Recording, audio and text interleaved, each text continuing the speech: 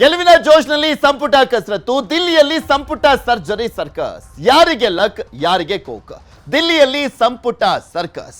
By election ಗೆಲುವಿನ ಜೋಶ್ನಲ್ಲಿ ಸಂಪುಟ ಕಸರತ್ತನ್ನ ಮಾಡುವಂತ ನಿಟ್ಟಿನಲ್ಲಿ ಕಾಂಗ್ರೆಸ್ನಲ್ಲಿ ರೆಡಿಯಾಗಿದ್ದಾರೆ ನಾಯಕರುಗಳು. ರಾಜ್ಯ ಸರ್ಕಾರದಲ್ಲಿ ಹಲವು ಬದಲಾವಣೆ ಆಗುತ್ತಾ? ಹಾಗಾದ್ರೆ ಸಂಪುಟ ಪುನರ್ರಚನೆ ಆಗುವ ಮುಖಾಂತರ ದಿಲ್ಲಿಯಲ್ಲಿ ಗರಿಗೆದರಿದೆ ಸಂಪುಟ ಪುನರ್ರಚನೆಯ ಕಸರತ್ತು.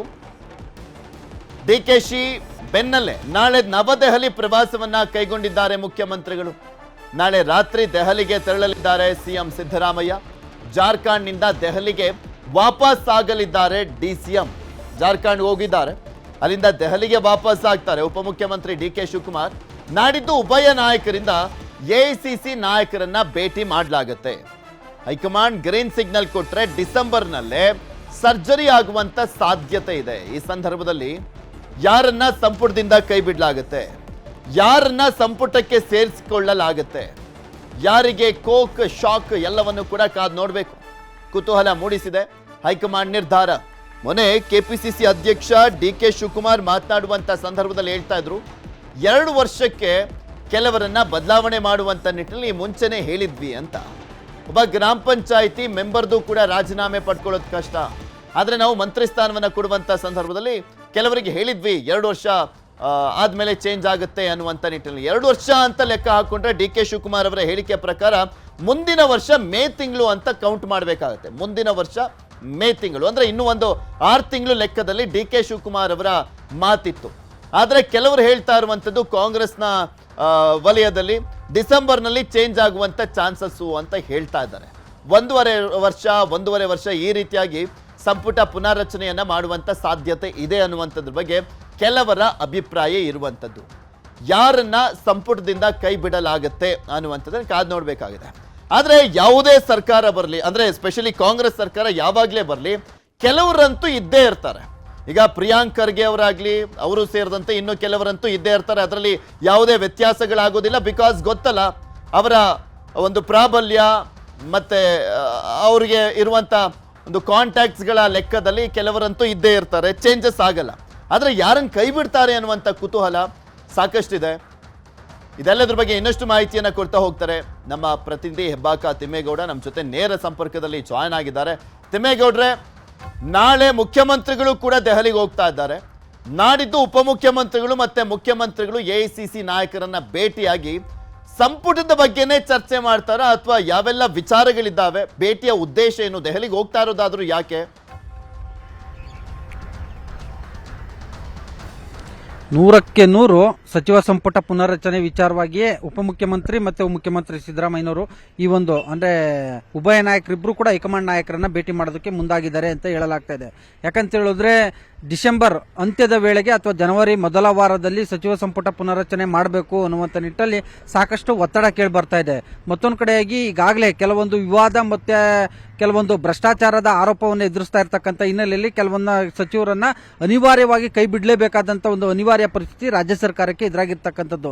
ಸೊ ಹೀಗಾಗಿಯೇ ಈ ಒಂದು ಉಪಚುನಾವಣೆ ಹೊಸ್ತಿಲಲ್ಲಿಯೇ ಈ ಒಂದು ಉಪಚುನಾವಣೆ ಫಲಿತಾಂಶದ ಬಳಿಕ ಸಚಿವ ಸಂಪುಟ ಪುನರ್ರಚನೆ ಆಗುತ್ತೆ ಅನ್ನುವಂಥ ನಿಟ್ಟಲ್ಲಿ ಚರ್ಚೆ ಆಗ್ತಾ ಇತ್ತು. ಇದಕ್ಕೆ ಪೂರಕವಾಗಿ ನೋಡಿ, ನಿನ್ನೆ ರಾತ್ರಿ ಉಪಮುಖ್ಯಮಂತ್ರಿಯೂ ಆಗಿರ್ತಕ್ಕಂಥ ಕೆಪಿಸಿಸಿ ಅಧ್ಯಕ್ಷ ಡಿಕೆ ಶಿವಕುಮಾರ್ ಅವರು ನವದೆಹಲಿ ಪ್ರವಾಸವನ್ನ ಕೈಗೊಂಡಿದ್ರು. ಇದಾದ ಬಳಿಕ ನಾಳೆ ರಾತ್ರಿ ಮುಖ್ಯಮಂತ್ರಿ ಸಿದ್ದರಾಮಯ್ಯನವರು ಕೂಡ ನವದೆಹಲಿ ಪ್ರವಾಸವನ್ನ ಕೈಗೊಂಡಿರ್ತಕ್ಕಂಥದ್ದು. ಹೀಗಾಗಿ ನಾಡಿದ್ದು ಶುಕ್ರವಾರ ಬೆಳಿಗ್ಗೆ ಉಭಯ ನಾಯಕರಿಬ್ಬರು ಕೂಡ ಎಐಸಿಸಿ ಉಪಾಧ್ಯಕ್ಷ ಹಾಗೂ ಲೋಕಸಭೆ ಪ್ರತಿಪಕ್ಷ ನಾಯಕ ರಾಹುಲ್ ಗಾಂಧಿ ಅವ್ರನ್ನ ಭೇಟಿ ಮಾಡ್ತಾ ಇದ್ದಾರೆ. ಮತ್ತೊಂದು ಕಡೆಯಾಗಿ ಕೆಸಿ ವೇಣುಗೋಪಾಲ್ ಮತ್ತೆ ರಣದೀಪ್ ಸಿಂಗ್ ಸುರ್ಜೇವಾಲಾ ಈ ರಾಜ್ಯಕ್ಕೆ ಸಂಬಂಧಪಟ್ಟಂತ ಎಲ್ಲ ವರಿಷ್ಠರನ್ನು ಕೂಡ ಭೇಟಿ ಮಾಡ್ತಾ ಇರ್ತಕ್ಕಂಥದ್ದು.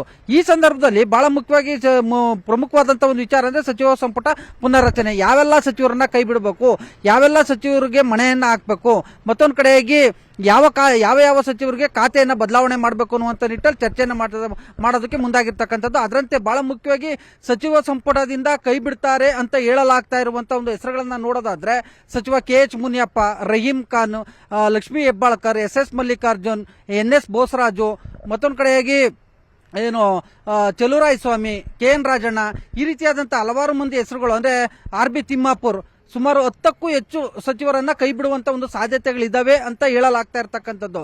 ಯಾಕಂತ ಹೇಳಿದ್ರೆ ಈ ಸಚಿವರನ್ನ ಕೈ ಬಿಟ್ಟಿದ್ದೇ ಆಗಿದ್ರೆ ಆ ಜಿಲ್ಲೆಗೆ ಸಂಬಂಧಪಟ್ಟಂತವ್ರನ್ನೇ ಸಚಿವ ಸಂಪುಟಕ್ಕೆ ವಾಪಸ್ ತೆಗೆದುಕೊಳ್ಬೇಕು ಅನ್ನುವಂತ ನಿಟ್ಟಿನಲ್ಲಿ, ಅಂದ್ರೆ ಸಚಿವ ಸಂಪುಟಕ್ಕೆ ಸೇರ್ಪಡೆ ಮಾಡ್ಕೊಳ್ಬೇಕು ಅನ್ನುವಂತ ನಿಟ್ಟಲ್ಲಿ ನೋಡಿ. ಈಗ ಚೆಲುವರಾಯ ಸ್ವಾಮಿಯರ್ನ ಏನಾದ್ರೂ ಕೈ ಬಿಟ್ಟಿದ್ದೇ ಆಗಿದ್ದಲ್ಲಿ ಅಲ್ಲಿ ಮಳವಳ್ಳಿ ನರೇಂದ್ರ ಸ್ವಾಮಿಯರ್ನ ಆಲ್ಟರ್ನೇಟಿವ್ ಆಗಿ ಇಟ್ಕೊಂಡಿರ್ತಕ್ಕಂಥದ್ದು. ಮತ್ತೊಂದ್ ಕಡೆ ಈ ಕೆ.ಎನ್. ರಾಜಣ್ಣ ಅವ್ರನ್ನ ಕೈ ಬಿಟ್ರೆ ಅಲ್ಲಿ ಟಿ.ಬಿ. ಜಯಚಂದ್ರ ಅವ್ರನ್ನ ಕ್ಯಾಬಿನೆಟ್ಗೆ ಸೇರಿಸಿಕೊಳ್ಳುವಂತ ನಿಟ್ಟಲ್ಲಿ ಹೀಗೆ ಅಂದ್ರೆ ಬಿ.ಕೆ. ಹರಿಪ್ರಸಾದ್, ಬಿ.ಕೆ. ಸಂಗಮೇಶ್, ಹಾಸನ ಶಿವಲಿಂಗೇಗೌಡ, ಮತ್ತೊಂದು ಕಡೆಯಾಗಿ ತನ್ವೀರ್ ಸೇಠ್, ಈ ರೀತಿಯಾದಂತಹ ಪ್ರಮುಖರನ್ನ ಏನು ಕ್ಯಾಬಿನೆಟ್ಗೆ ಸೇರಿಸಿಕೊಳ್ಬೇಕು ಅನ್ನುವಂತ ನಿಟ್ಟಲ್ಲಿ ಒತ್ತಡವೂ ಕೂಡ ಕೇಳಿ ಬಂದಿರತಕ್ಕಂತ ಹಿನ್ನೆಲೆಯಲ್ಲಿ ಇವರಿಗೆ ಮಣೆ ಹಾಕುವಂತ ಒಂದು ಸಾಧ್ಯತೆಗಳು ದಟ್ಟವಾಗಿದ್ದಾವೆ ಅಂತ ಹೇಳಲಾಗ್ತಾ ಇರ್ತಕ್ಕಂಥದ್ದು.